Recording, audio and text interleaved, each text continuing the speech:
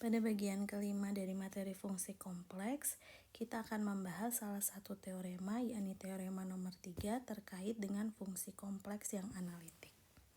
Sebelumnya, saya akan paparkan bahwa dalam analisis fungsi kompleks, kita bisa menentukan ada dua jenis titik. Yang pertama adalah titik yang reguler. Titik reguler ini adalah titik di mana FZ analitik. Kemudian yang kedua adalah titik yang singular. Titik singular ini adalah titik-titik di mana FZ tidak analitik. Dari pengertian tentang regular dan singular point, kita bisa definisikan isolated singular point. Nah, isolated singular point ini terjadi jika FZ analitik di dalam suatu lingkaran kecil yang dekat dengan singular point. Oke, kalau kita masih ingat teorema 3 tentang fungsi analitik kompleks itu mengatakan bahwa kalau kita punya suatu fungsi FZ dan dia analitik di R, region R ini adalah semua region ini, daerah atau wilayah R ini, FZ analitik di sini. Tetapi ada satu titik di mana FZ tidak analitik. Nah, titiknya ada di sini. Ini adalah singular point kita. Di situ dia tidak analitik. Kemudian kita bisa mengambil satu titik, kita sebut sebagai Z0 di sini. Di Z0 FZ-nya analitik. Nah, kalau kita mau coba ekspansi dalam artian kita buat lingkaran dengan pusatnya di Z0 sampai dia mentok ya jari-jarinya sampai sepanjang dari titik Z0 ke titik singular point ini, maka kita bisa katakan di dalam C ya, di dalam C ini, di dalam area C saya kasih warna hijau. Nah, di sini di dalam area warna hijau FZ-nya kan pasti analitik kecuali di singular point. Nah, kemudian dari teorema ini juga disebutkan yang ini. Jadi di dalam C, FZ kita bisa ekspansi dengan deret Taylor. Ini contohnya. Misalkan kita punya satu fungsi fx yaitu 1 dibagi dengan 1 plus x kuadrat. Fungsi fx ini kita bisa ekspansi menjadi bentuk deret pangkat. 1 dibagi dengan 1 plus x kuadrat ini sama dengan 1 minus x kuadrat ditambah x pangkat 4 dikurangi x pangkat 6 ditambah dan seterusnya. Sehingga kita bisa lihat bahwa fx ini adalah konvergen untuk x kalau kita ambil nilai magnitud dari x-nya ini lebih kecil dari 1.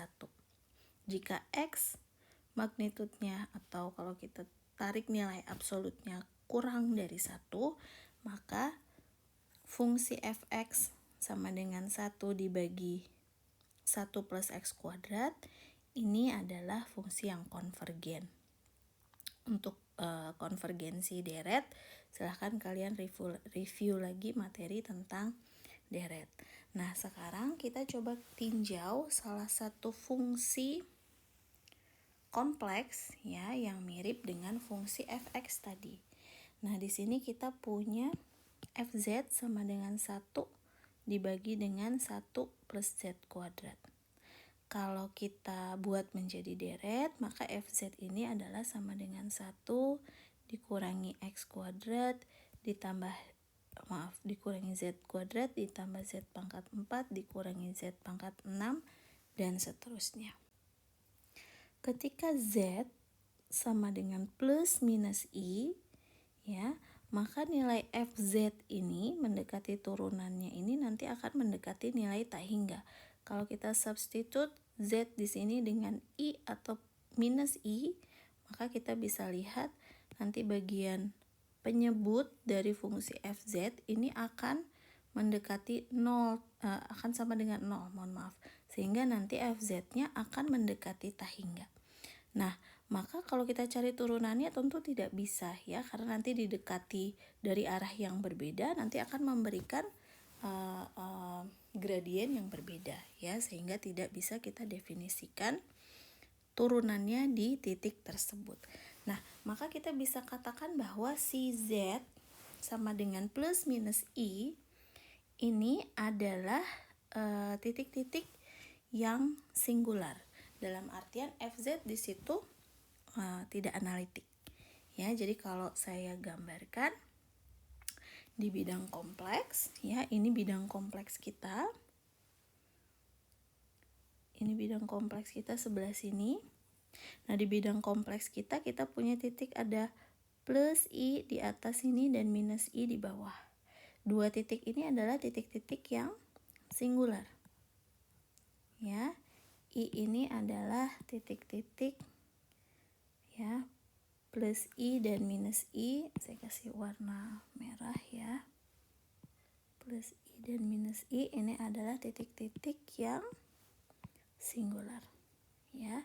Tetapi kalau di tempat lainnya selain plus minus I, ya di mana-mana ya, misalkan di sini di dalam lingkaran sini di titik origin, di sini, di sini, di sini, di mana-mana semua dia FZ-nya adalah analitik. Ya, jadi di sini ada pernyataannya FZ tidak analitik di region yang meliputi atau termasuk di dalamnya titik Z plus minus I. Jadi kalau ada region di sini kita buat region misalkan di sini ya, dia nggak analitik. Di sini dia nggak analitik. Atau kalau menyinggung gini nggak analitik. Begini nggak analitik. Begini nggak analitik. Ya. Oke, saya hapus dulu. Nah, kemudian apa lagi yang bisa kita cermati dari sini terkait dengan teorema 3, yaitu ekspansi Taylor. Tapi kita bisa buat suatu region bentuknya lingkaran yang sisi-sisinya ya, yang sisinya bersinggungan dengan titik-titik singular kita. Ya, si lingkaran ini. This ya, lingkaran C. Maka region yang dibentuk oleh lingkaran C ya, areanya di situ ya FZ-nya analitik kecuali di dua titik ini. Dan di kedua titik ini ya FZ-nya bisa kita ekspansi dengan deret Taylor. Jadi deret Taylor berlaku di sini. Di sini nggak berlaku, di sini nggak berlaku, tapi di sini berlaku. Oke. Kita bisa lihat di sini pernyataannya. Jadi kalau saya summarize, FZ analitik di dalam area lingkaran C di sini ya. Meskipun C melewati dua titik yang singular, yaitu ada plus I dengan minus I. Nah, di dalam C sini, si FZ kita bisa kita ekspansi dengan deret Taylor. Buat apa sih teorema ini? Sebetulnya nanti kalau kalian punya problem, diselesaikan dengan persamaan diferensial misalkan, maka kadang kita harus membuat solusinya dalam bentuk deret. Kemudian kita pakai fungsi kompleks yang bisa kita ekspansi di dalam suatu region tertentu ya. Jadi Z-nya ada range-nya. Sehingga nanti solusi yang kita buat itu hanya valid untuk area yang diliputi atau yang merupakan bagian dari si lingkaran yang kita definisikan.